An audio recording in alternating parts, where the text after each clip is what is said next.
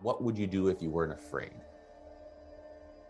Somebody who's really struggling with self-belief, is there a simple task that people can do to sort of start gaining that back?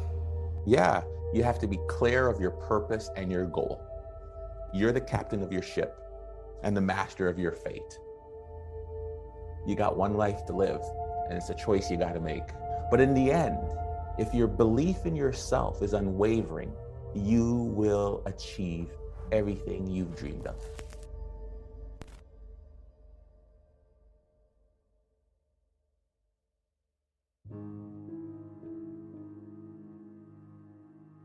I got this. Nobody outworks me. I am the captain of my ship and the master of my fate. When you have a clear sense of purpose, you're not working anymore. You're not dreading getting out of your bed in the morning or opening up your car door in the parking lot and climbing the stairs to get to work. What are you volunteering to do right now? What are you doing in your spare time? What is it that the last time you did something and time just flew by? Oh my gosh, that doesn't even feel like work. You know what? When I have all these other things to do, I usually do this thing first because it just gives me joy. That's how I became a soccer coach. Stop pursuing status, title, and money. Do what you volunteer to do, and success and excellence and the money will come. And I remember dropping out of deciding to go to medical school and said, you know what? Yeah, you're right. I think I'm going to become a soccer coach. Now imagine telling your immigrant parents who've sacrificed everything for you that you want to be a soccer coach. What? You want to what? You want to kick a ball around? But because I never felt like I was working, I read everything about soccer. I watched every video. I studied everything I read. Didn't matter if it was a movie about Lion King, there would be a line there that I could apply.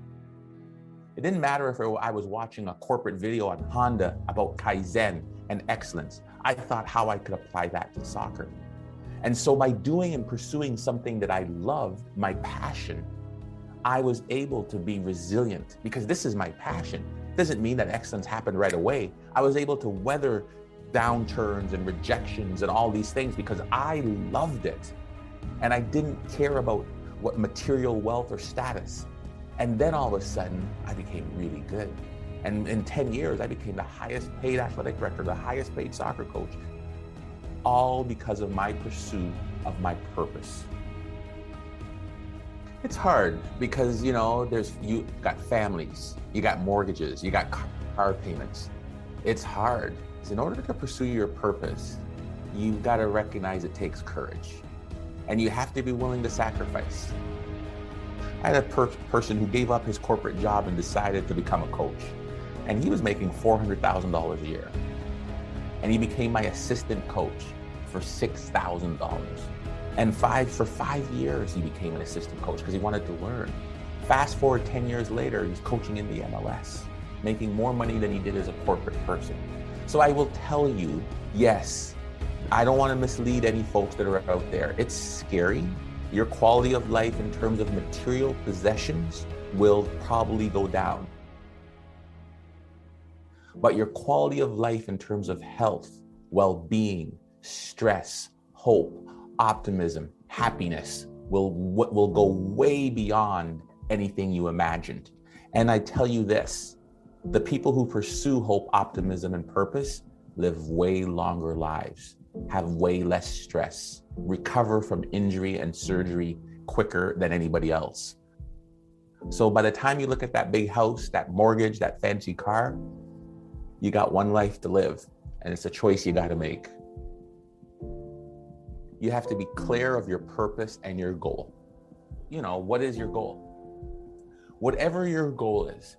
And then it's important to recognize, okay, if this is the goal, what are the steps that I really need to do to accomplish that goal?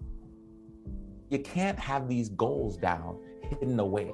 They got to be front and center by your mirror, by your computer screen, by your refrigerator, by your work desk, wherever it is, so it's always at the front of your mind. Because if it's not in the front of your mind, something else will creep in there, right? Oh my gosh, my goal is to get this manager job. I got to finish this project. Hey, let's go out to the bar, guys, and party tonight. And I turn and look at my computer, it's like manager by age 25. Who are you surrounding yourself with? equally committed people who have that same drive and discipline and purpose. What are the distractions? Don't spend and wait for them to surprise you. When you set your goal and you set your processes, write down the things that you know that are your slippery slopes. You're the captain of your ship and the master of your fate.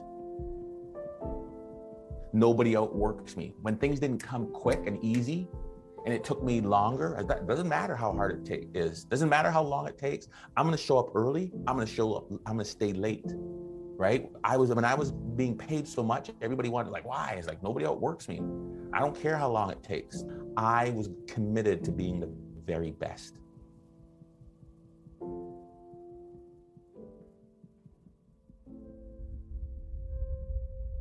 Don't give your power away. So I say this about people who sometimes let critical people, negative people dissuade you from your goals. There's always people out there who are going to tell you you're no good, that you don't have the ability. Are you crazy? That's a terrible idea.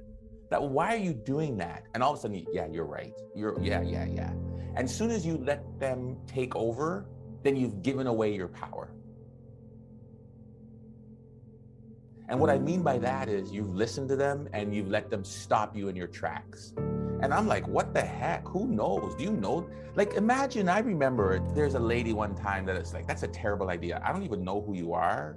I just met you. You don't know anything about me. So I don't care what you think, right? That's the way I want you to look at it. Sometimes we think about it as like, oh gosh, yeah, well, you must be an expert. You must be it. Yeah. I write myself a self-confidence letter. Right? A letter to myself, my personal brag sheet, all the things I'm amazing at. And sometimes we're like, I got nothing, I don't know. I write it then reach out to your friends. Can you give me 2 things you like about me? Right? Reach out to 4 of your friends and ask for 2 things they love about you in an email and read that to yourself. And what happens when you read that letter is it changes the chemistry in your body, what's called dopamine. So it's not just voodoo. Dopamine is what you call your happiness juice, your accelerant. It makes you feel really good. And when the dopamine is released in your body, you get this rush of endorphins that changes your mood and helps lift you from a downward spiritual cycle.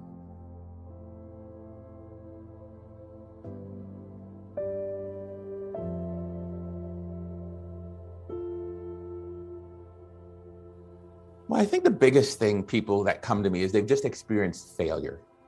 And they interpret that failure as the end of the road. They interpret their setback as their doom. And they don't reflect on the failure.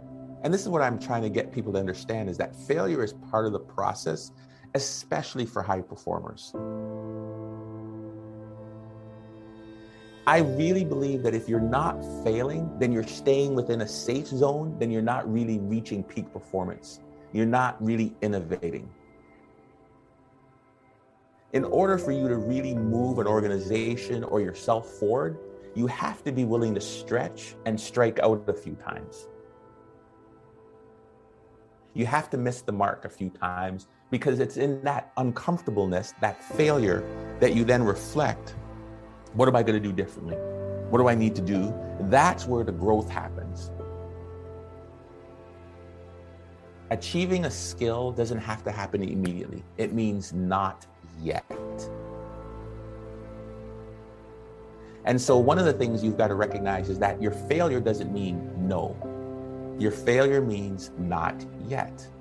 So if it means not yet, then what do you mean by that? Well, now what's next? What am I going to try differently? What am I going to adjust? Because that's, if you get to the answer of not yet, then it means, okay, something needs to change. When you get to the answer of no, that means I'm done. And so that's the answer I want you to tell yourself when you fail at something. It's like, okay, not yet.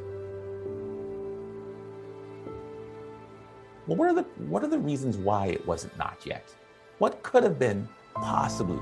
And if you write all those reasons down, if you think about all those reasons, okay, I'm gonna try this, I'm gonna try this, I'm gonna try this, I'm gonna try this.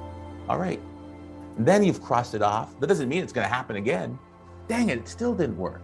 Well, I tried this and this and this. Not yet, still. Why?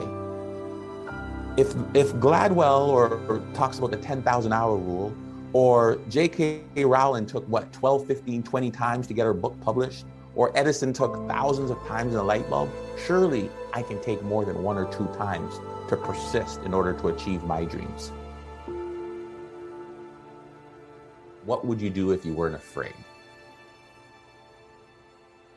Many of us can't move forward because we have this tremendous fear of failure. And that is about what other people are thinking. When you're worried about failure, it's because you're worried about other people interpreting and looking at you. That's you getting out of your own shame, right? That fear of failure is usually about other people's perceptions. You've put so much weight on what they think and others think. Let go of other people's perceptions of who you are and what you should be, and watch excellence happen. That hard-working mindset, how do you achieve that? Is that something you've always had? No, it was not. That's why I failed out of university. I didn't have it. And I can't say, I would love to say, well, I put myself on a goal, right? That was it. For me, what happened was I hit rock bottom, right? All my friends went on to university. All my people were doing really well. And so when I hit rock bottom, then it was about me taking accountability, not blaming the system, not blaming the man or the woman or somebody else doing anything to me, recognizing that I was accountable for my behaviors and my actions. And that's when it started. Okay, if I'm accountable, then what am I going to do to change it? And that's how I started moving into this driven path. I spend a lot of time blaming others, and when you blame others, then you're it's like, okay, whenever I lose a soccer game, I always think about what could I do differently? What was my preparation like? What were the decisions that I made like during the process that I would reflect on and do differently? When you recognize that you are accountable, then you don't feel like you cannot ever achieve success or excellence.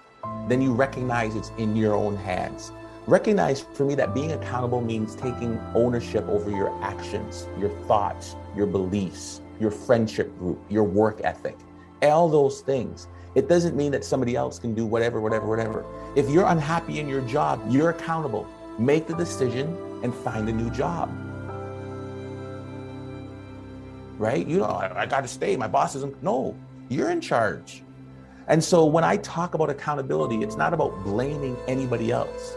It's that to recognize that you have the power and the influence to change your path, whatever that might look like. The important piece about accountability is really hard is to give yourself grace as well.